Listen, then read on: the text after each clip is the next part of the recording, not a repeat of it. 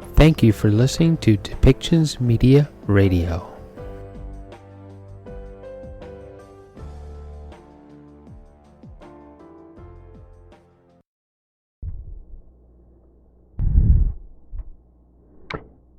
Welcome back. Next we have John Horgan and Justin Trudeau. They are together in Coquitlam, BC, along with the mayor of Coquitlam, Selena Robinson, the Minister of Finance, and others to discuss the goal of achieving for British Columbia the $10 a day daycare. Daycare is an extremely difficult problem, and it is a issue that it addresses the rights of not only our children but also our women in our community, because for the most part men take a back seat in the care of children and the care of our youth until a certain age. So in order to ensure economic development and insurances in our community, we have to make sure that both women and children are protected in our community, and that care is provided on a consistent basis and at an affordable level where people can go out and be productive within our community and support the commerce that is needed in order for us to have a healthy economy. So let's listen to what John Horgan and Justin Trudeau have to say in this next press conference about $10 a day daycare and how it is achieved. Along with that, of course, with the hot button issue being Indigenous people and the Indian residential schools, both Mr. Horgan and Prime Minister Trudeau are going to make a statement about that also. So let's listen in.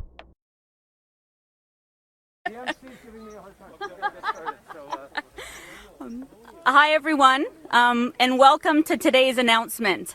My name is Carla Qualtrough, and I'm the Member of Parliament for Delta and the Federal Minister of Employment, Workforce Development and Disability Inclusion. I'd like to begin by acknowledging that we are on the traditional, unceded territory of the Coquitlam First Nations. I'd also like to welcome the Prime Minister back to BC. Okay, we gotta okay. The MC's giving me a hard time. We gotta get started. Hi everyone, and welcome to today's announcement. My name is Carla Qualtrough, and I'm the Member of Parliament for Delta and the Federal Minister of Employment, Workforce Development and Disability Inclusion. I'd like to begin by acknowledging that we are on the traditional, unceded territory of the Coquitlam First Nations. I'd also like to welcome the Prime Minister back to BC. Good to be home. And of course, welcome Premier Horgan and every member of your cabinet. Welcome my colleague, Mr. Minister Hussein, all the way from Ontario.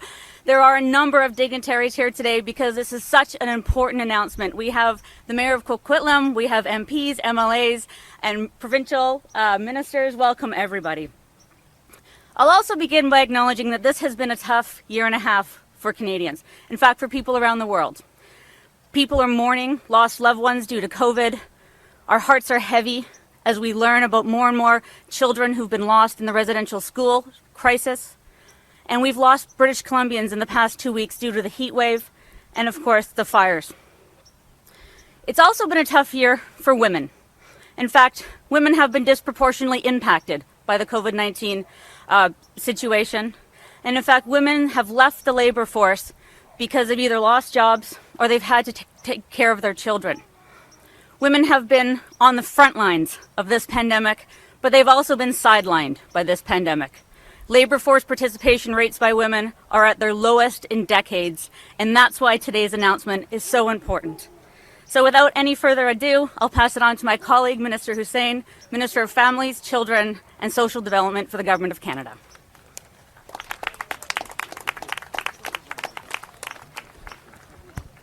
Thank you so much, Carla. Good morning, everyone. Bon matin, tout le monde. Thank you for the warm welcome. Merci de vous joindre à nous pour cette annonce historique. Thank you all for being here for today's historic announcement and an occasion to remember. I have to say, today really comes full circle for me. I remember, Prime Minister, when we had a conversation about your vision for early learning and childcare. And at the time, it was simply an idea. And today, we have reached a point where we can make this idea a reality. Thank you.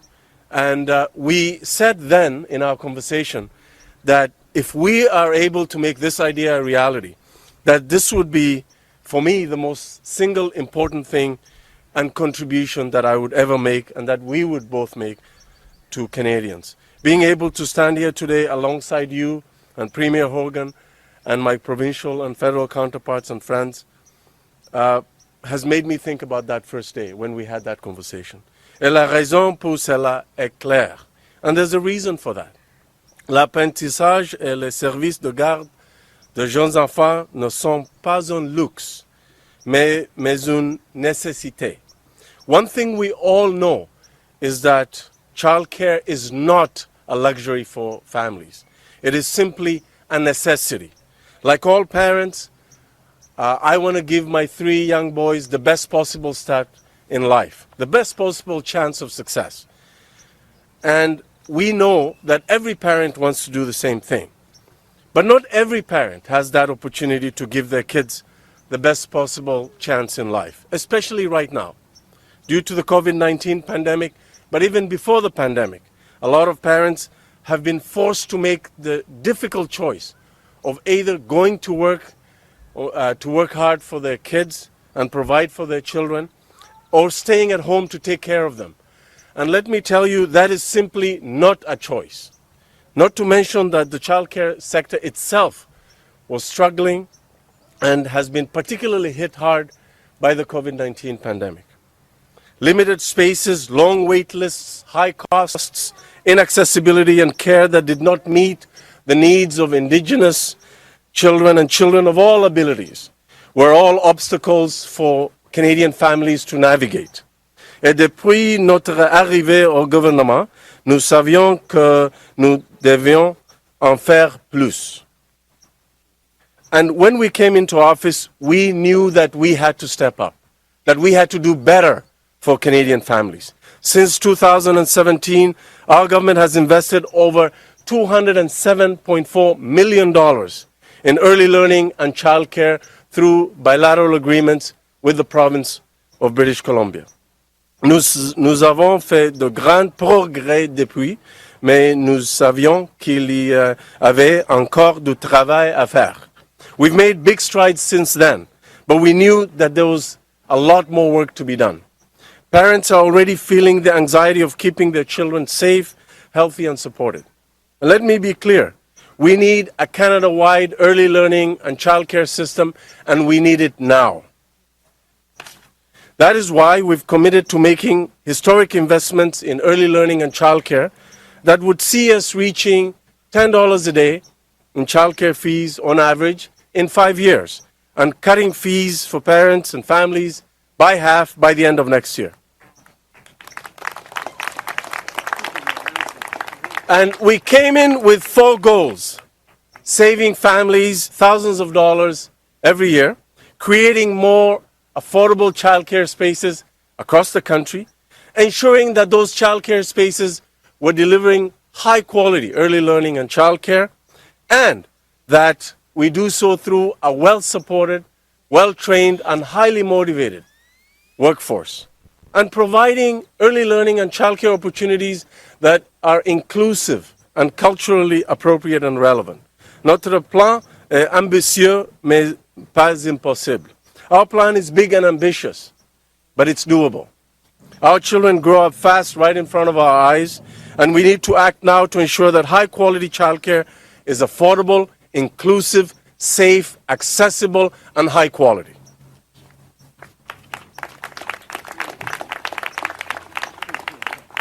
Simply put, ladies and gentlemen, our vision for a Canada-wide early learning and childcare system is a reflection of the kind of Canada that we want.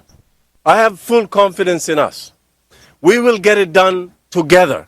And today is a historic step in the right direction. And let me tell you, I'm going to turn it over next to the strongest advocate, visionary, and ally of Canadian parents. Someone who worked tirelessly to make sure that we arrived at this day, and that this day would become a reality. On that note, I want to welcome my friend, colleague, and Prime Minister. Over to you. Merci beaucoup, Monsieur le Premier ministre.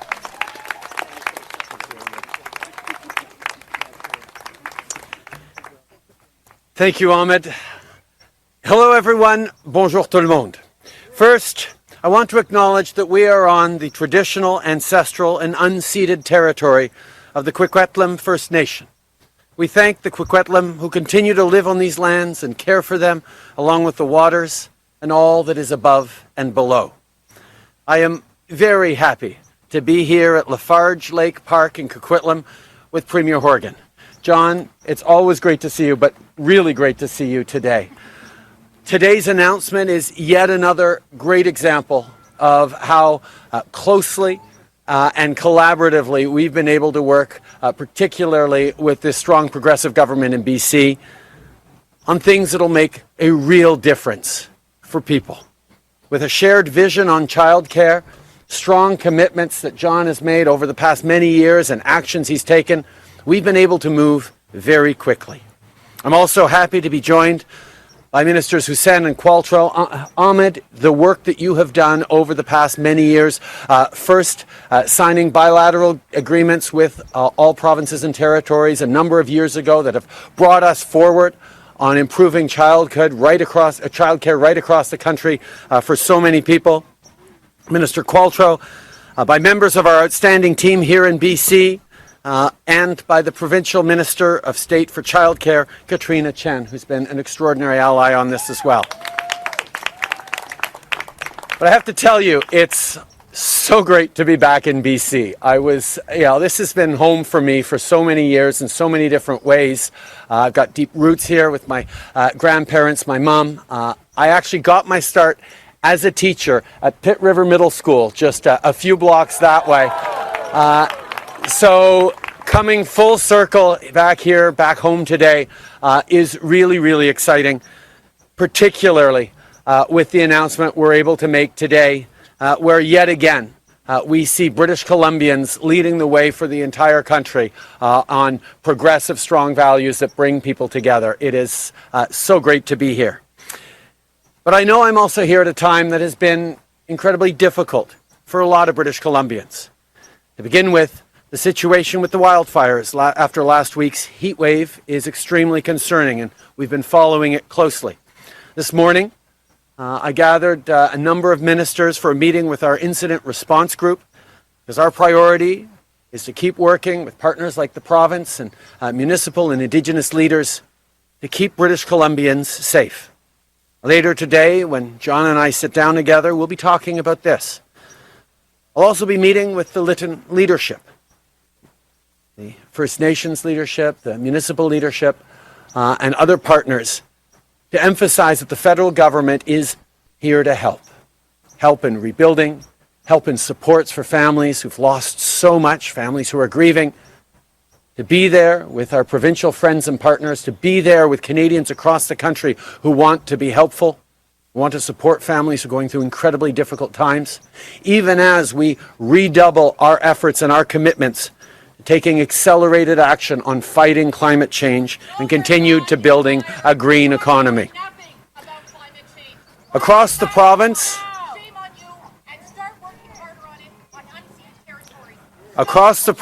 there are also people grieving after the recent discoveries of unmarked graves near former residential schools.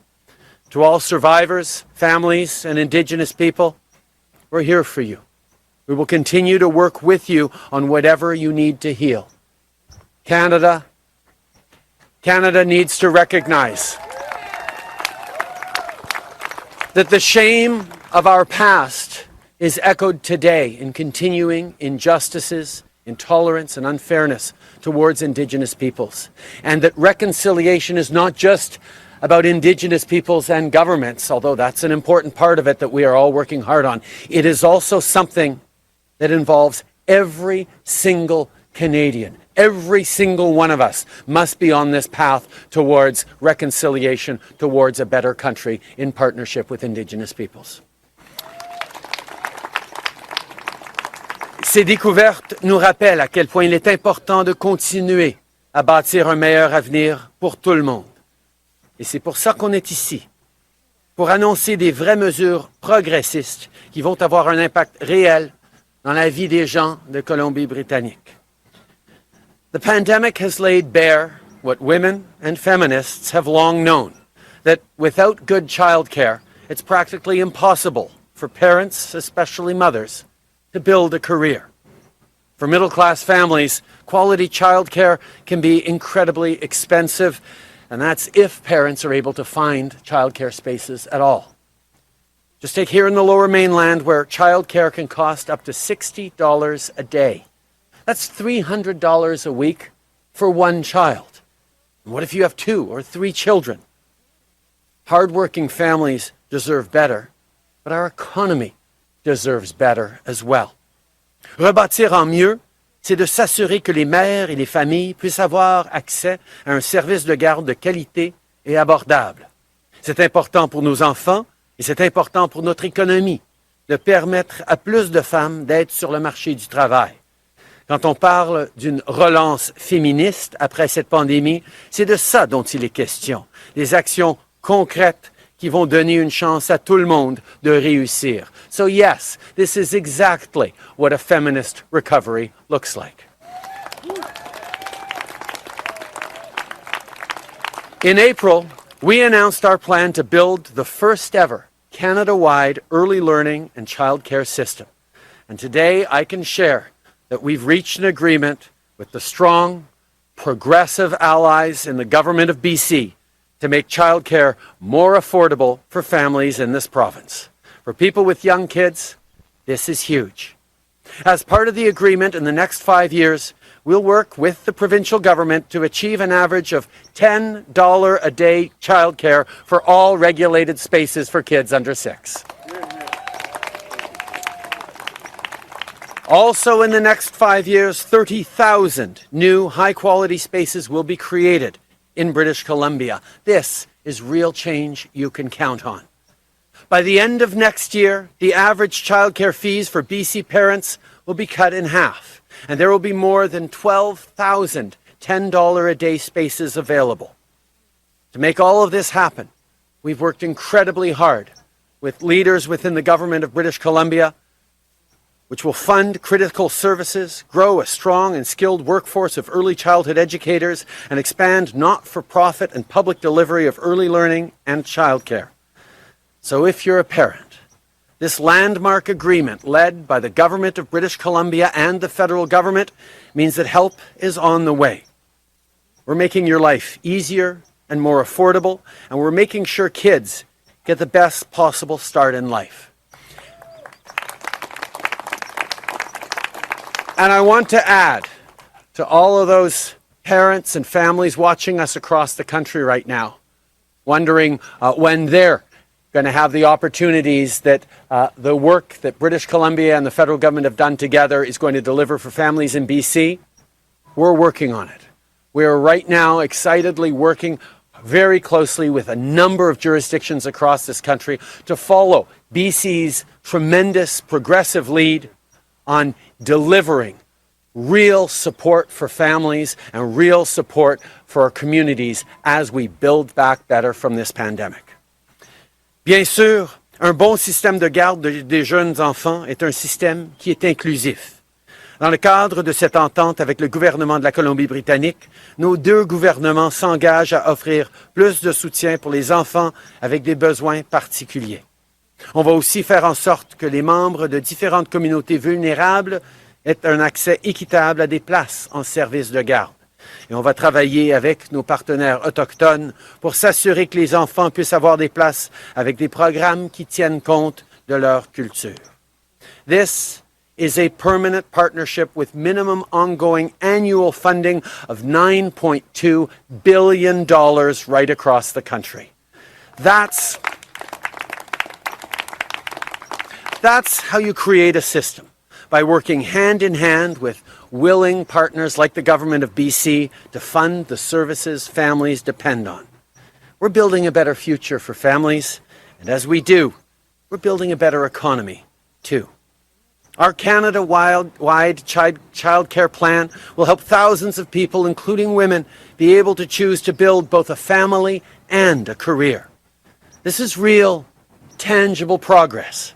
This is what it means to be a feminist government.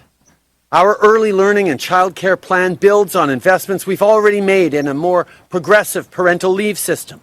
Our plan also builds on the success of the Canada Child Benefit, which is increasing again this year and has already lifted hundreds of thousands of children right across the country out of poverty.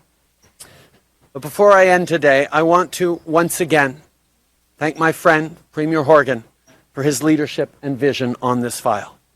John, as you well know, this is a game-changing policy for families. BC has made unbelievably important progress on childcare since launching your own plan 3 years ago, and this foundation will allow us to move together quickly and boldly in the coming months and years. And of course, all of this work wouldn't be possible without the advocacy of the childcare sector. And that's why it's so important that you continue to have a seat at the table. So to all the experts, advocates, educators, and providers who were so integral in encouraging not just governments, but Canadians in continuing to demand better childcare opportunities for families, for communities, and for our future, thank you. We are here to support your valuable work, and together we will all continue building a future where everyone has a real and fair chance at success. Merci beaucoup, mes chers amis.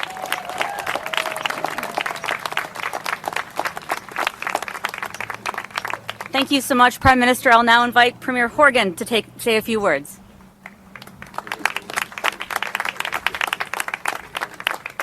Thank you, Minister Qualtrough, Minister Hassan. Prime Minister, welcome home. I too want to acknowledge that we are all gathered today on the unceded territory of the Coquitlam First Nation, and I want to lift my hands to all of you who've come here today to hear about an exciting change in how we do business here in Canada.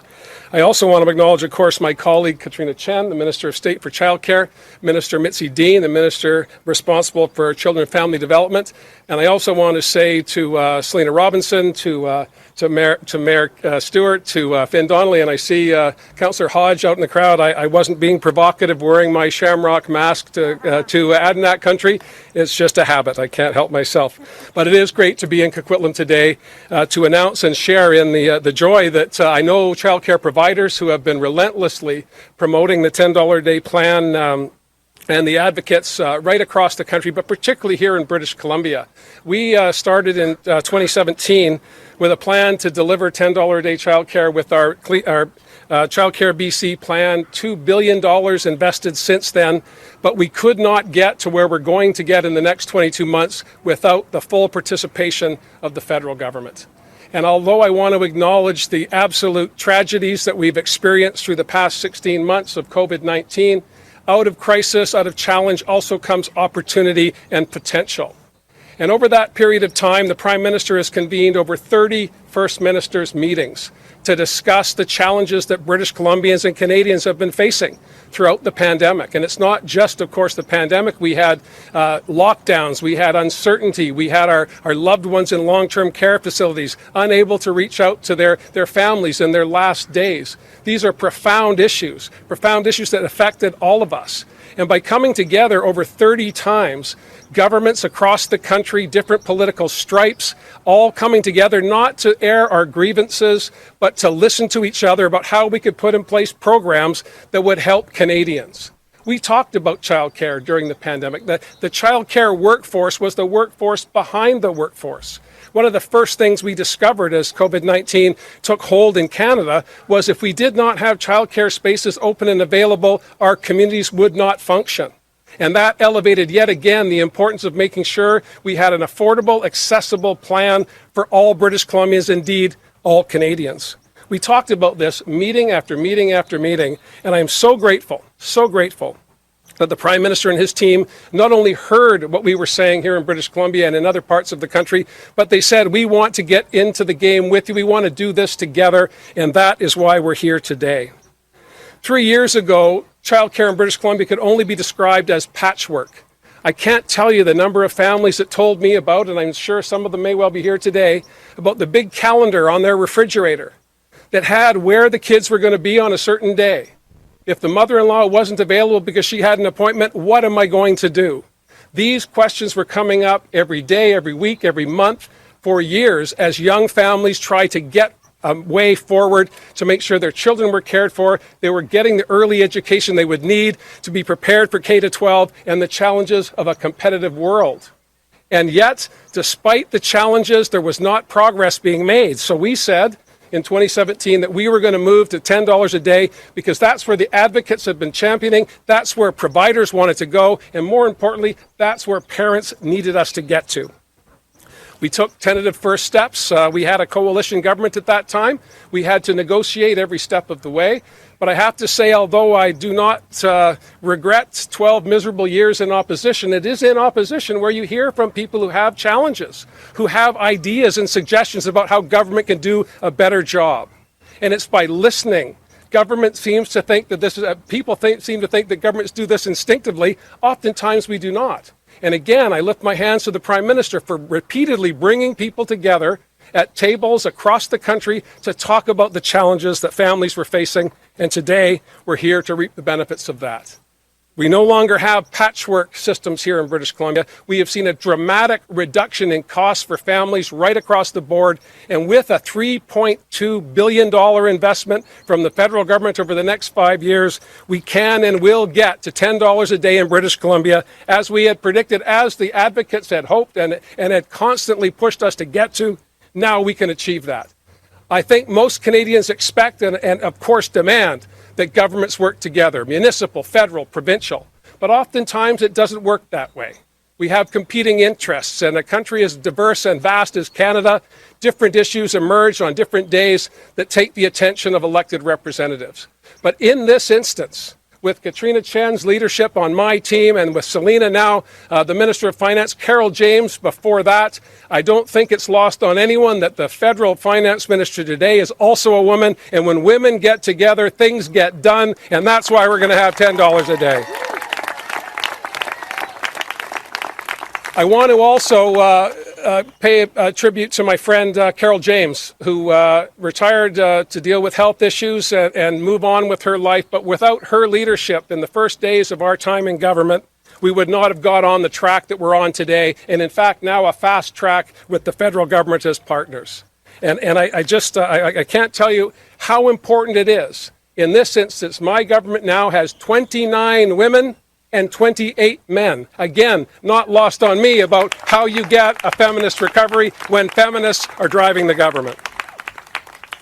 I want to thank everyone who's involved today, all of the elected representatives, the staff, the relentless work that's been going on under the cloud of COVID-19, and now as we go into what will be perhaps another horrific fire season, will be the third in 5 years. In my time, the worst in 2017 until 2018 became worse still.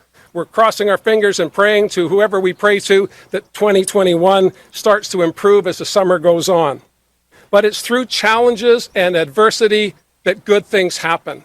Canadians are renowned around the world for acknowledging our failings, as we have with respect to residential schools, as we did with the internment of Japanese, as we did with turning away Jewish refugees in the Second World War, the Komagata Maru in the harbor in Vancouver. These are stains on our history, but if we learn from those and recognize that the diversity of this great country represented here today will drive us forward, when we acknowledge the past and we focus on a better future, that's what Canadians expect from us. That's what British Columbians certainly deserve. I want to thank you for coming today, and I cannot wait to cash the check, Prime Minister. Hi, Scott.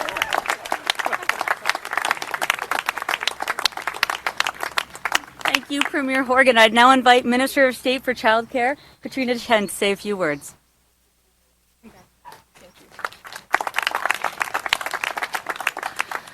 Good morning, everyone.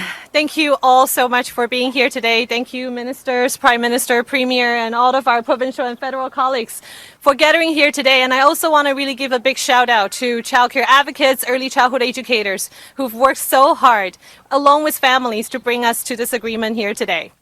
I do want to begin by recognizing that we're gathering here on the unceded traditional territories of the Coast Salish peoples, the Coquitlam First Nations, and always remember the importance of reconciliation through the work we do every single day. And I also want to begin by saying that I'm not just here as the Minister of State who has been so honored and thankful to do this work since 2017 to pull together a new social program for BC families, but I'm also a mother, a working parent, an immigrant without any family here in Canada who constantly and always struggled with childcare. Even today, I have to drag my 7-year-old son here to this event, who's pretending to be the photographer. And he is so excited to be here today because he was telling me, Mommy, all the important people from TV are going to be in person today. But the struggles of parents, I know I'm not alone in this struggle. Families across BC have been struggling to find affordable quality early learning and care services for years and years. And when I became the minister responsible for this program, I always remember thinking about how come the government have not come together, working together with communities to bring a new program and services that family desperately count on. So today is a really exciting and really historical moment to see your federal government, your provincial government, your representatives, and along with parents and families and advocates and early childhood educators working together. The federal investment is so critical. The significant investment will help us in BC to build on the foundation that we have already been building on since 2017 to bring inclusive, quality, affordable early learning care system for all BC families, to bring down the cost of childcare, to accelerate the creation of spaces, and also to support the workforce at the same time.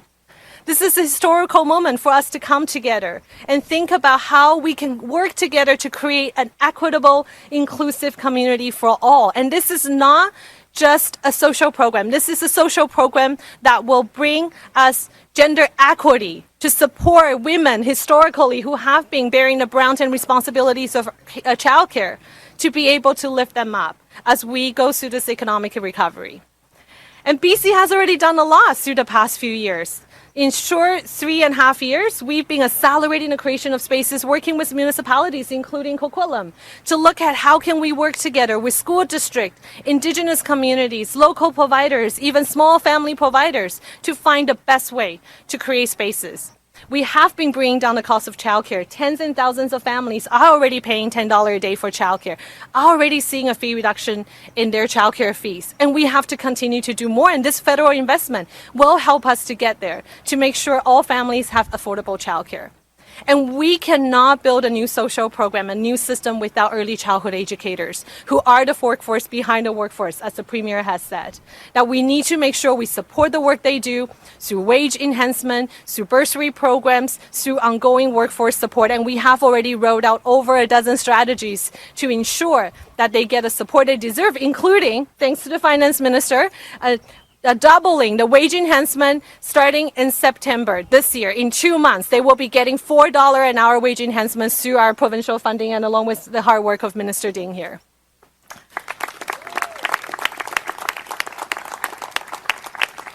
And we have to keep going. We cannot slow down. So last night, when I was reading our finalized agreement, it was pages and pages.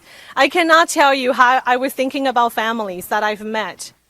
Families like Kim, who is an early childhood educator who struggled with her own childcare, almost could not return to work as an early childhood educator. But because her child happened to get into a $10 a day prototype site, thanks to the federal government investment, that she was able to return to work as an early childhood educator when her children can receive affordable childcare.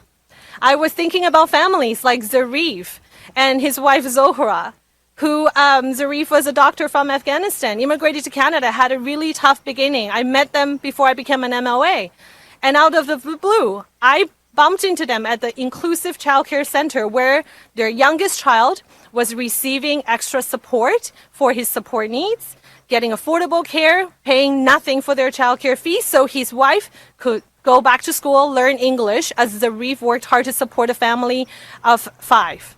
And those are the stories that we need to continue to hear throughout the province. We need to make sure we're bringing this together for all families in BC, and we cannot do it alone. We need to work together with municipalities, with Indigenous communities, with families and providers across the province to make sure we can deliver the services that family count on and build this new social program together. And last, I just want to say, investing in childcare is so critical for our young children when their brain is developed the fastest before the age of 5 for their early years. It's so critical for our families when parents need to return to work. And it's so critical when employers are struggling, especially during this economic recovery process, to retain and recruit their workers. Investing in childcare is a necessity to create an inclusive, welcoming and equitable society for all British Columbians, for all Canadians, and let's start to get to work and get the work done. Thank you so much.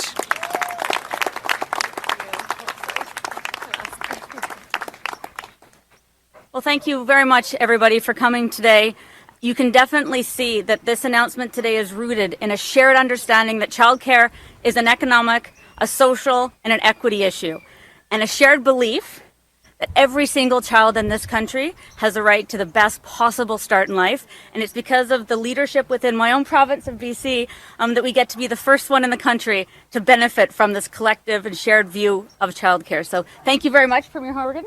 Welcome again, Prime Minister, and I will hand it over for questions.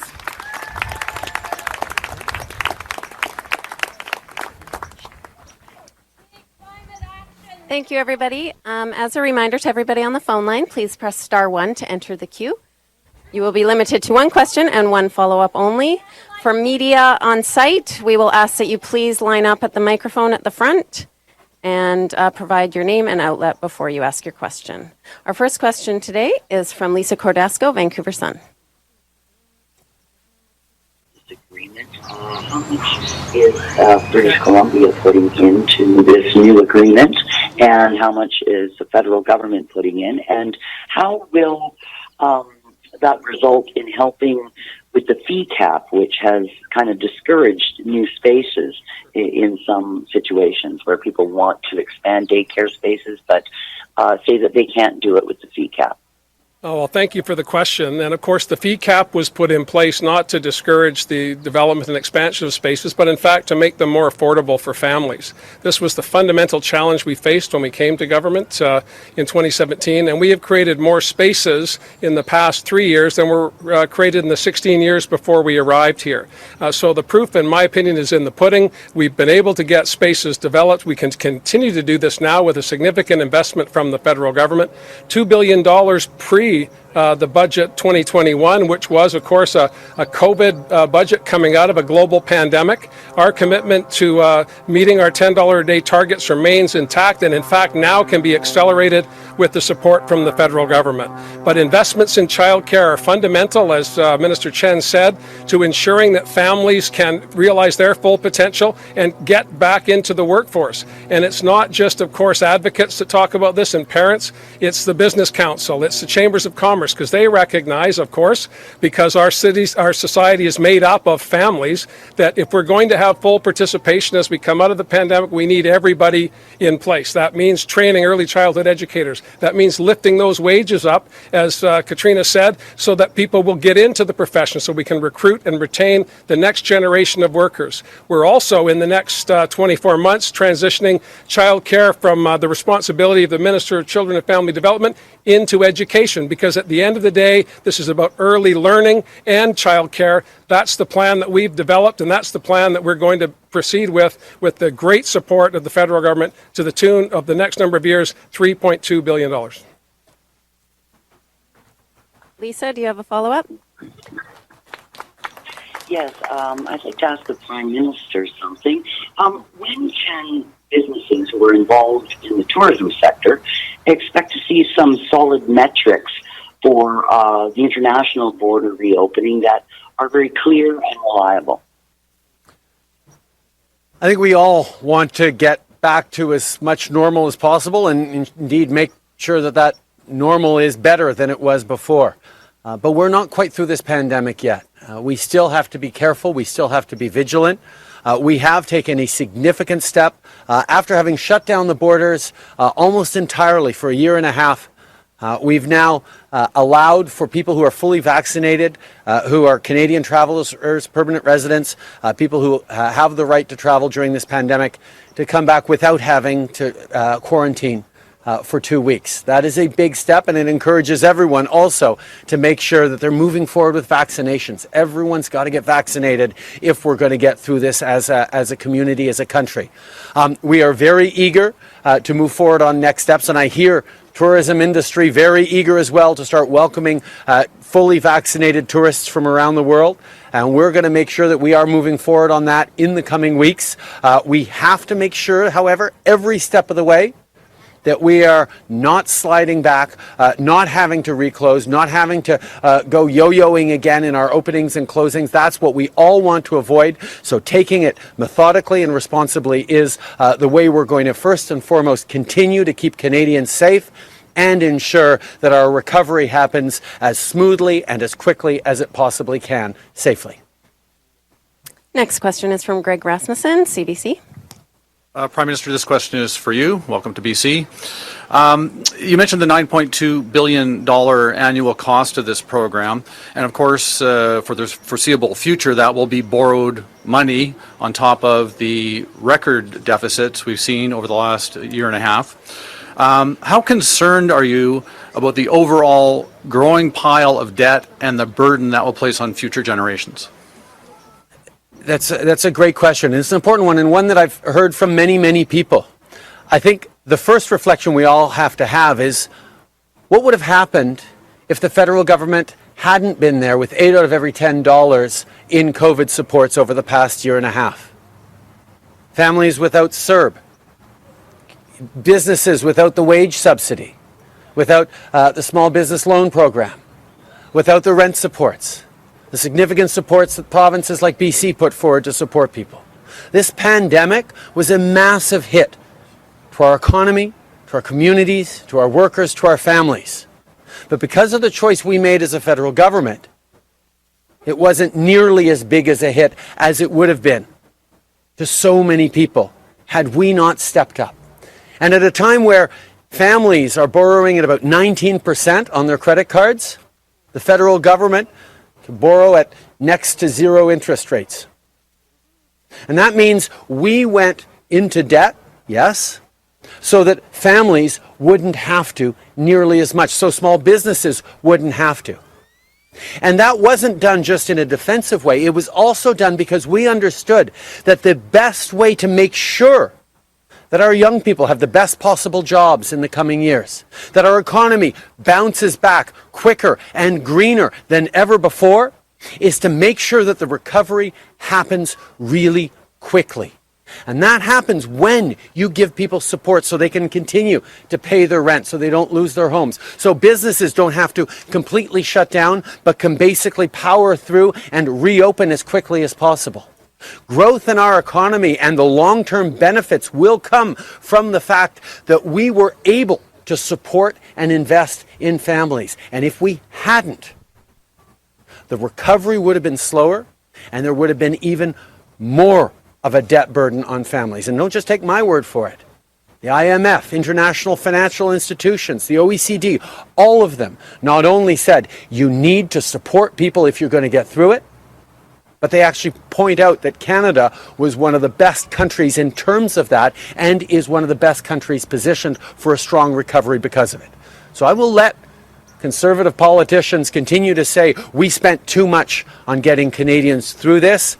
I know that investing in Canadians and having confidence in Canadians' ability to rebuild this economy even better before is the right path, was the only path for us to take. Greg, do you have a Prime Minister, follow-up? I do have a follow-up, Prime Minister. I'm going to shift gears a bit. It's an international question. It's about the situation in Haiti. Lots of concern there, obviously, and questions about the legitimacy of the interim government. How much confidence do you have? How much legitimacy is there in the Claude Joseph government? Well, let us remember that Haiti has been facing political difficulty and duress over the past many years. And there were questions about the legitimacy of the past government, and we obviously deeply regret and condemn the cowardly assassination of President Moïse. But Haiti has been a country long facing real challenges for which Canada has continued to be a friend, a partner, a humanitarian and development investor, and we will continue to be there for the Haitian people as we get through this time of instability as carefully and as solidly as possible. We will continue to be friends of the Haitian people. Il faut souligner que ça fait des mois et même des années qu'il y a des questions sur la stabilité et la légitimité politique de la situation en Haïti. Et c'est pour ça que le Canada travaille de si proche avec nos amis et le peuple haïtien pour offrir et pour aider à trouver un peu plus de stabilité. Nous condamnons sans équivoque, sans réserve, l'horrible assassinat du président Moïse. Mais nous allons continuer d'être là pour appuyer le peuple haïtien dans ces moments difficiles. Nous allons être là pour aider la perle des Antilles à continuer à retrouver son lustre. Okay. We're gonna go back to the phone lines. The next question is from Glenn McGregor, CTV Ottawa. Oh, this one's for me. Thank you. Prime Minister, just to follow on the question about the border, we are now well into the summer tourism season, and yet the industry has no guidance on when they can start accepting visitors, vaccinated and unvaccinated, from other countries. And they are concerned that you were going to call an election before any kind of yardstick timeline is put in place. Will you commit to putting in a plan for full border reopening before you visit the Governor General to dissolve Parliament? As I've said, Glenn, my focus is on supporting Canadians and continuing to get through this pandemic and continuing to recover our economies. And yes, I know how difficult this past year and a half has been for our tourism sector, and that's why we have given unprecedented supports to businesses, small and large, that have been affected by the pandemic, which was not their fault. And they needed our support, and we were there for them. We will continue to do everything we can to reopen safely and rapidly. But you did mention, wondering when unvaccinated tourists can start coming to Canada. I can tell you right now, that's not going to happen for quite a while. We need to continue to ensure that the safety of Canadians, of all the sacrifices that so many people have made over the past many, many months, are not for nothing. That we recognize the work that has been done by extraordinary partnerships across orders of government, by community organizations and leaders, and by ordinary Canadians being there for each other, there for your neighbors, there for the elderly, there for your young people. These are the things that got us through this pandemic, and we are not going to jeopardize that by moving too quickly. We will move responsibly forward. We will continue the reopening of our borders, but we will do it in a way that ensures the ongoing safety of all Canadians. Glenn, do you have a follow-up? I do. On a different topic, Prime Minister, the Trans Mountain Pipeline is still a very active issue in British Columbia, as you heard a few moments ago from some of the people who were there. When your government bought the pipeline 3 years ago, your finance minister at the time said that it would be divested, it would be sold off within a matter of months or within a short period of time. That still hasn't happened. Are you still pursuing that plan, or is the Canadian people going to continue to own this pipeline indefinitely? I think we need to understand how important it is that we move forward in fighting climate change and in transforming our economies in positive ways. And while we are transforming those economies, we continue to drive gas-powered cars. We continue to need oil and gas all around the world. But we need to move forward through and beyond it. We need to reduce our carbon emissions, and part of making sure that we have access to markets other than the United States for our oil and gas resources is about getting the best returns for our natural resources so we can invest them in the transition, in the transformation of our economy. That is, quite frankly, why all the profits from the Trans Mountain Pipeline expansion will be put into the green economy. That's also why we're moving forward on announcing, as we did just last week, that all new cars and trucks, light trucks, bought and sold in Canada in the coming year, in 2035, will be zero-emission vehicles. These are things that we know we need to do, but we are in a time of transition and we need to get there responsibly and properly. We are not in the long-term business of operating pipelines as the Government of Canada. We will be moving forward with divestment, but we will do it in a responsible way as the project becomes de-risked. Next question is from Mandy Wen, Fairchild. Hi, Prime Minister. Last week, the wildfire just has destroyed 90% of the Lytton, and including the Lytton Chinese History Museum. So I'm wondering, would federal government and the BC government would work together to provide support to the local people there, and also rebuild the museum and other infrastructure there? Yeah. I've had many conversations already with Premier Horgan about our partnership and our work together on rebuilding, on first dealing with supporting those families, that community that has been so devastated by the wildfire, and unfortunately very aware that this is going to be a difficult summer for many communities across the country with the forecasts involved. I will be sitting down a little later with the mayor of Lytton alongside a number of First Nations leaders to talk about how we can work together on keeping people safe right now, but also rebuilding the town in the coming months, and we will all be part of it. John, I know you want to say a few words on this. Just with respect to the Chinese Canadian Museum, that's an initiative that we've been spearheading here in British Columbia. We have a plan to have a hub and spoke model, with the hub being here in Vancouver, the Lower Mainland, in Chinatown, as well as a hub in Victoria connected to the Royal BC Museum, which is, of course, a jewel for Canada. The Prime Minister and I are talking about that issue all the time. But one of the spokes was to be in Lytton, a critical place in the history of Chinese Canadians, fundamental to the development of British Columbia and Canada. So it's a great loss of archival material and other artifacts, but we're hopeful that we can recreate the Lytton spoke as we build out the Chinese Canadian Museum going forward. It's going to be an enormous challenge now. I had the opportunity to fly over Lytton earlier in the week, and the devastation is profound. I spoke with firefighters that were from Lytton. Their homes were gone. They had nowhere to go back to. They stayed on the line. They continued to work for the BC Wildfire Service. So the commitment and dedication of the people of Lytton is deeply moving, and our commitment and the commitment of the federal government and other partners, quite frankly, across the country, is to make sure that we can rebuild Lytton back better as a climate-focused community, a fire-safe community. The hottest place in Canada year after year after year, an unprecedented heat, and both the Prime Minister and I are acutely aware that this climate change phenomenon is not a one-time thing, although it was a once-in-a-thousand-year episode. We're going to see events like this more and more. That's why we're going to be both going to Glasgow in the fall, to COP, to talk about the plans we have here in British Columbia through Clean BC, and how we can continue to collaborate, keeping in mind that British Columbia is 5 million souls in a sea of 7 billion.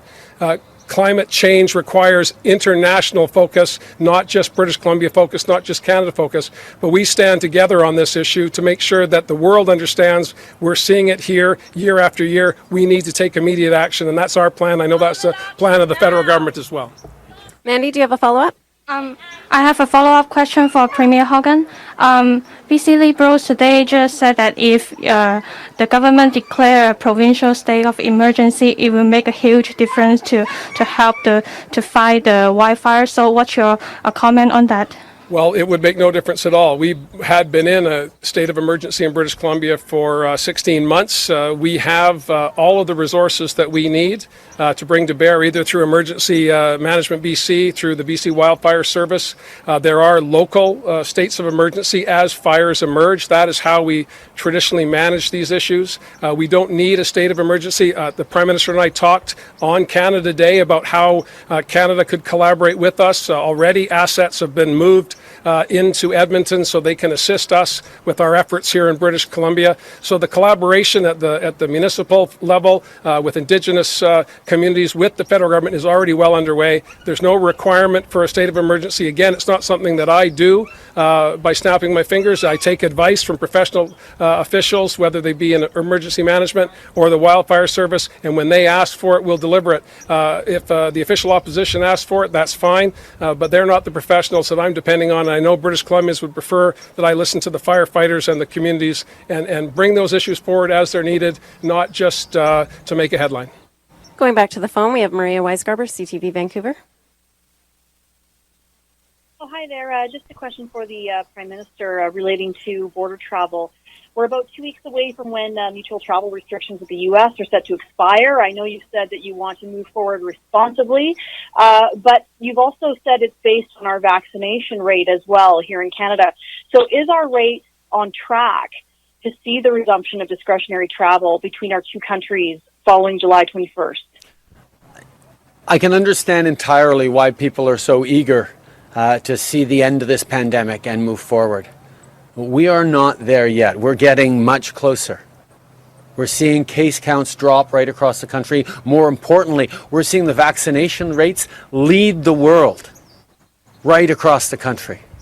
Government of BC has done an absolutely outstanding job in getting vaccines into arms. And we all know we're getting close to the end of this pandemic. But we're not there yet.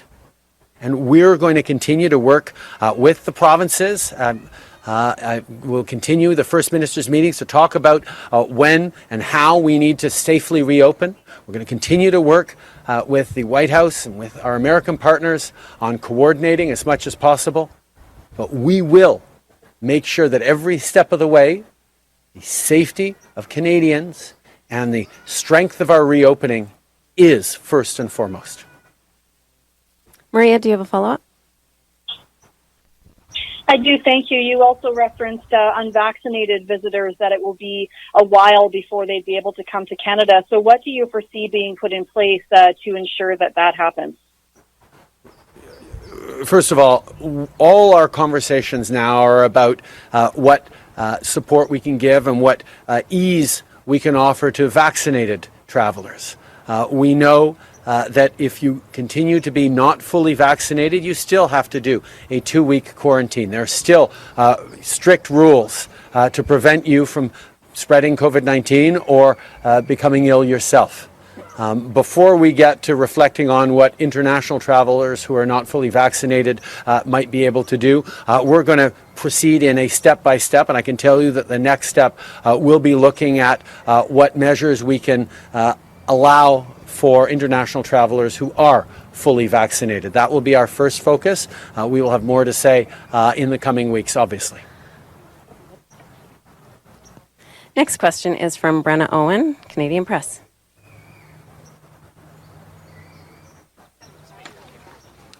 Hi, thank you. This question is coming from my colleagues in Ottawa, actually. The Taliban is now controlling parts of Kandahar where Canadian soldiers fought and died. Given the years Canada spent in the country, the lives lost and the money spent, what obligation does Canada have to Afghans and the Canadians who served in Afghanistan, and what would you say to those who feel it was a waste or we could have done more? There are thousands of girls who are going to school and who went to school over the past years in Afghanistan because Canadians stepped up. Because we knew that we could and must make a difference in a very, very challenging part of the world.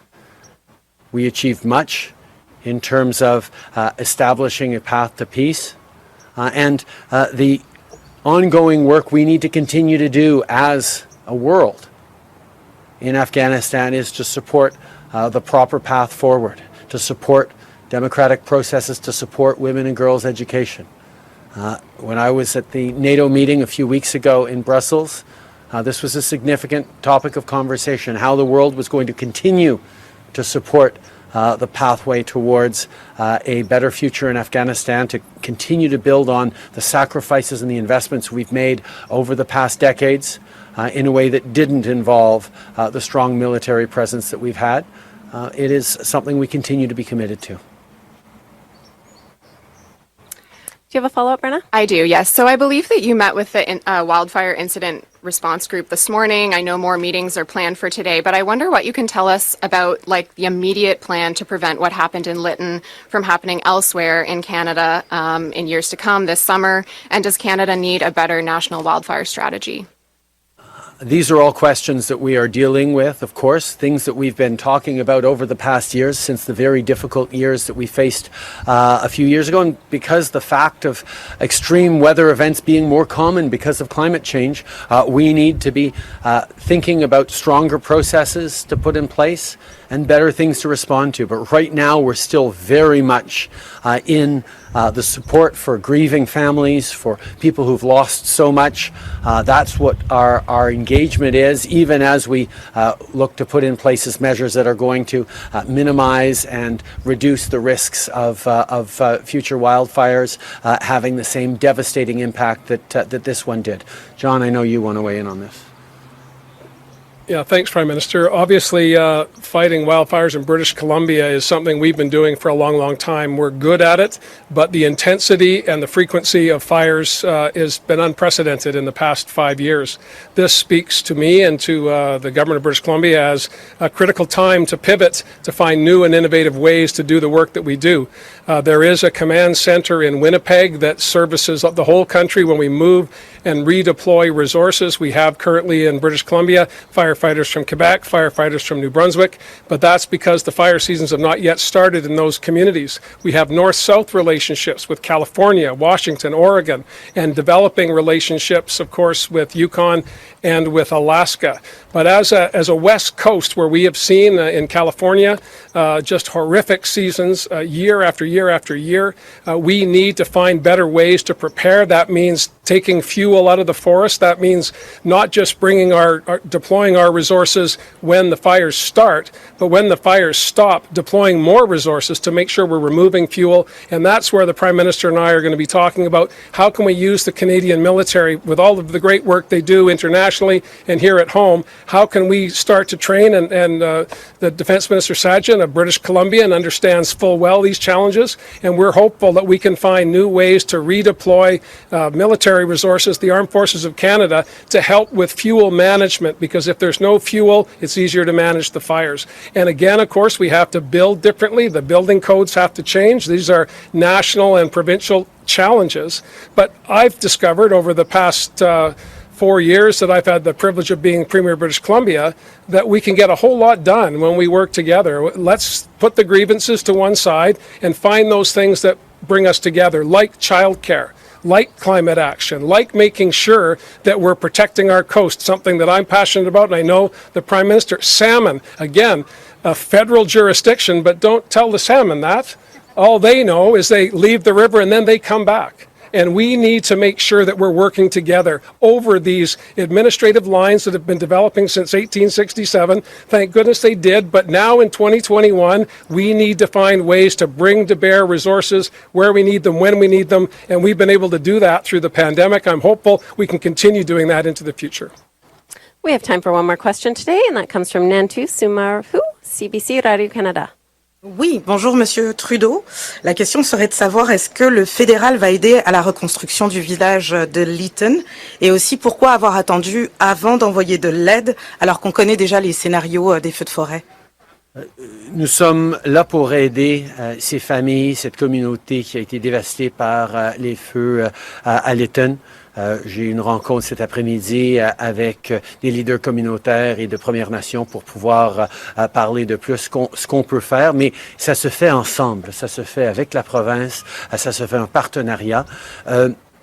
On est là pour aider, mais je peux souligner que la province de la Colombie-Britannique a énormément d'expertise dans la lutte contre les feux de forêt et le gouvernement fédéral est là pour ajouter des effectifs s'il y en a de besoin, quand il y en a de besoin. Mais je peux vous assurer que la province est en train de gérer ça sans avoir besoin de plus de notre aide pour l'instant, mais on est là si jamais il y en a de besoin de plus. That's all the time we have. Thank you, everybody, for joining us. Merci beaucoup tout le monde. Thank you all. Thank you for listening today, and thank you for supporting us with our sponsors. Please go to depictions.media for more information and click on our contact link and let us know how we can help. How we can help bring your story and help bring us to a better world.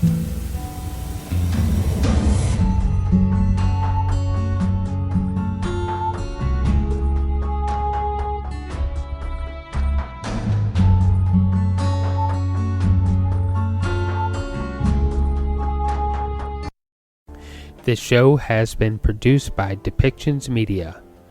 Please contact us at depictions.media for more information.